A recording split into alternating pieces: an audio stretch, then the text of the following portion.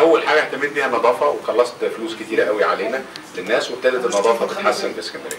تاني محور كان شريان اسكندريه اللي هو الترماي والاتوبيس، عشان نحل شويه المشاكل الضغط اللي موجوده. فكان لازم الاقي الشخص المناسب اللي يمسك هذا المحور الاساسي اللي انا وانت والناس الغلابه وكل واحد يركبه.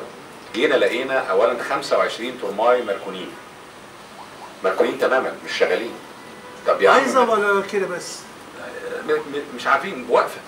فجينا لقيناهم واقفين، طب نزلهم. حاضر. ابتدى ينزل واحد، الكهرباء تقطع. ليه؟ الجريد مش قادره تقبل كهرباء زياده عشان الجريد ضعيفه.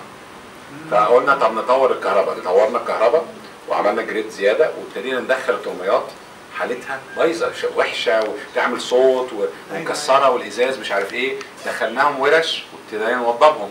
لغايه دلوقتي عملنا حوالي 5. وبعدين تفطر ذهنه راجل شاطر جدا ان العربيه اللي في النص يعملها اكسترا مميزه وب50 قرش زياده، ويحط لها ستاره وينظفها اكتر. بالظبط كده. وابتدى يفكر اكبر، طب ما احط لها انترنت، هنبتدي نحط انترنت فيها.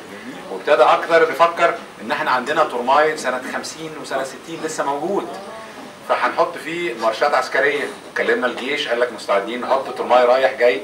فابتدينا نعمل خطه. جبنا الاتوبيسات اتعاقدنا على 150 اتوبيس، وكنا بالذكاء ان احنا نجيب اتوبيس اولا ينزل لتحت للمعاقين وكبار السن، وثانيا يكون فيه جزء مكيف.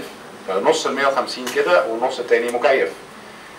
بس هو السؤال كان اكبر علمي، هو اسكندريه محتاجه كام اتوبيس عشان نقضي على خنقه المرور، ما تبقاش تنزل بعربيتك وعربيتي كل واحد فينا لوحده.